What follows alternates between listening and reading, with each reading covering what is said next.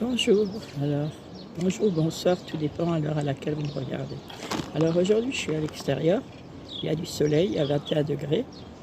Je viens de manger un plat de carpes frites à emporter et j'observe les gens et je me marre, je me marre. Je vois des couples, chacun sur son portable et le bébé dans la poussette.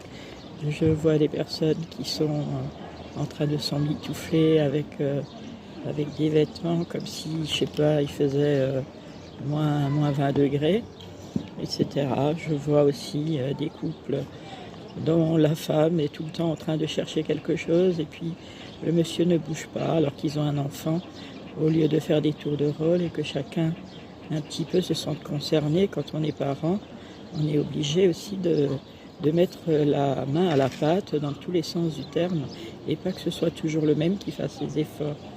Et puis, et comme ça, j'observe des gens.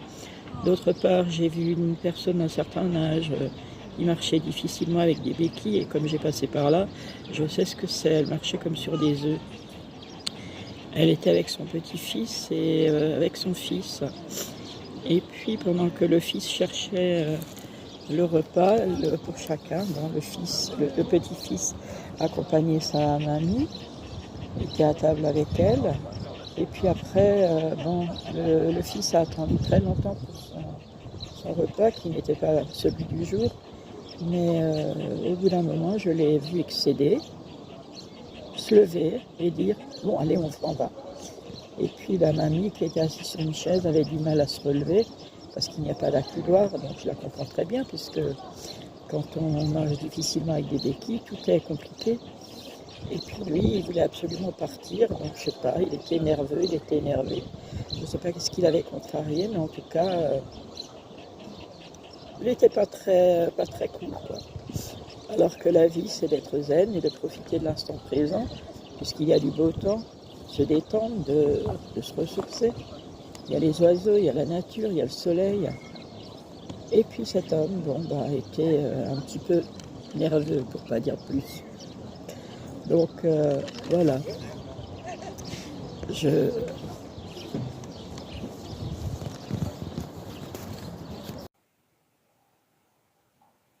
Excusez-moi, mais j'ai dû stopper la vidéo parce qu'il y a des gens qui passaient à côté et je ne voulais pas parler devant ces personnes. Donc je continue. Donc c'est vrai que j'avais parlé à cette dame qui était avec les béquilles en arrivant là où je voulais aller me restaurer. Et puis je lui avais encore dit « Allez-y lentement mais sûrement », puisque je voyais qu'elle peinait vraiment à marcher. Et puis son petit-fils, il était bienveillant, il aurait bien voulu l'aider, mais bon, il ne pouvait rien faire de toute façon. Et elle regardait le sol, et combien de fois ça m'est arrivé d'être dans cet état en marchant en béquille. On est obligé de faire très attention où on met les pieds, où on pose la béquille, etc. Donc c'est très compliqué. Il faut passer par là pour comprendre ces personnes. Et comme dit, personne n'est à l'abri de ce genre d'événement. Hein. Là, il se trouve que c'est une personne d'un certain âge, qui a quand même plus de 80 ans, mais ça peut arriver à des jeunes de 10, 20, 30 ans, de se retrouver dans le même état avec des béquilles et d'être tout d'un coup bloqué dans la marche. Donc, elle était contente de me parler un petit peu, et puis je voyais qu'on avait des pensées un peu similaires, pendant que son fils était allé chercher, de commander les repas. Et c'est comme ça que je sais que c'était le fils et puis le petit-fils, quoi. Donc, j'ai assisté à des scènes de la vie courante, et il était qu'1 heure de l'après-midi lorsque j'ai relevé ça. Et sur le trajet, je vois des fois des choses incroyables également, qui me sidèrent, et d'autres qui me réconfortent aussi. Parce que voilà, c'est ça la vie, c'est de l'obscurité et de la lumière. De toute façon, l'un ne va pas sans l'autre. Alors j'avais vu aussi sur le chemin un petit jeune qui roulait en trottinette. Alors il allait dans un sens, il allait dans l'autre sens. Et à un moment donné, il est passé dans mon sens, et à toute vitesse. Et Murphy a eu peur, parce que lui, quand quelqu'un fait du bruit et vient comme ça brutalement passer à côté de lui, surtout que lui, il ne connaît pas la gauche et la droite. Donc, il aurait très bien pu aller tout d'un coup à gauche et se taper dans la trottinette de ce gamin. Et puis, ce gamin, très vite, avec sa trottinette, il se lance. Arrivé au bord du trottoir, au bord de la route, il se glande, il tombe. Alors, je me suis dit, ben voilà, ça y est, maintenant, il s'est fait mal. Et puis, je voyais qu'il avait vraiment, il s'était effectivement fait mal. Parce que il s'est relevé en grimaçant. Et il est revenu dans mon sens pendant que moi j'avançais toujours. Et il se tenait à la clôture et il poussait sa trottinette. Alors quand il est arrivé à mon niveau, je lui dis, tu t'es fait mal? Alors sans parler, il me dit. Et puis je voyais que vraiment il souffrait, quoi. Alors j'ai dit, t'as mal où? Alors il me montre sa cuisse. Et j'ai dit, bon, ben, mais tu habites loin? Alors il me montre au bout de la rue, donc au bout de la rue à l'opposé de là où il est tombé. Alors j'ai dit, écoute, courage, ça va passer. Et puis il est passé, mais je pense que là, il a pris une petite leçon de quand on roule trop vite. Et là, ça peut arriver, c'est arrivé à ce gamin, mais ça peut arriver à un adulte également, parce que des fois, les gens sont prétentieux, les gens ils pensent vraiment qu'ils sont immortels, et finalement, ils roulent comme des tarés sur la route. Il y en a qui me passent devant le passage piéton parce qu'ils n'ont pas envie de s'arrêter pour me laisser le passage. Ça m'est arrivé au retour, d'ailleurs. Il y a quelqu'un qui s'arrête à mon niveau pour me laisser passer sur le passage piéton parce que Murphy commençait déjà à traverser. Et un mec qui vient à toute blinde, à gauche, qui a dû s'arrêter parce que la personne à droite me faisait des signes de traverser. Et comme ça, c'est la vie. Il y a des bons, B-O-N, et il y a des C-O-N. Et il y en aura toujours. Mais il faut faire avec. C'est pour ça que je dis, il faut prendre la vie du bon côté de toute façon. Hein, ça ne sert à rien de s'énerver. Il vaut mieux rester calme et en sourire.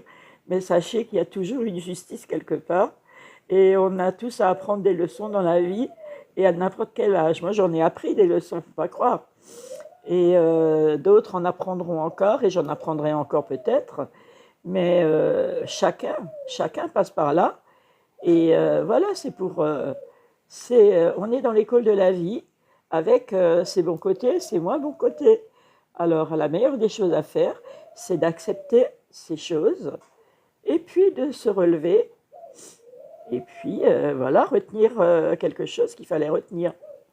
Donc voilà, je voulais vous partager ces petites scènes de la vie quotidienne parce que je ne m'ennuie jamais.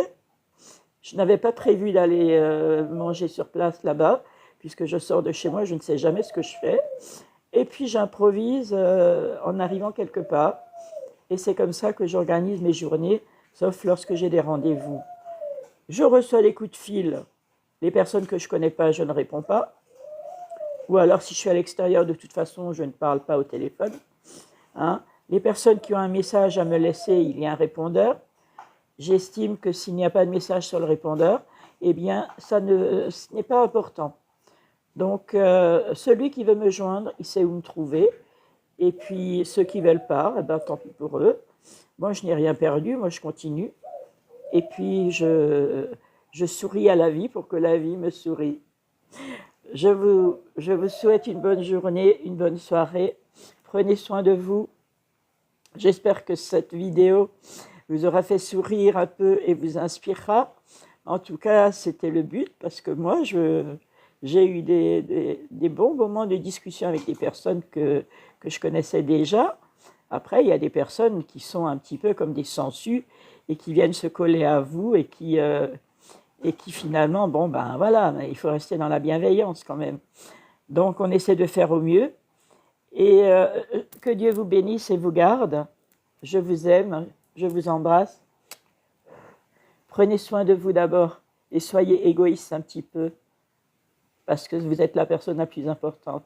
Merci pour vos messages, merci pour vos j'aime, merci pour vos abonnements, que ce soit pour les anciens ou les nouveaux abonnés.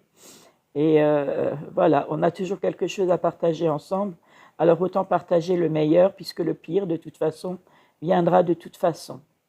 À très bientôt avec une autre vidéo. Je vous embrasse. Merci.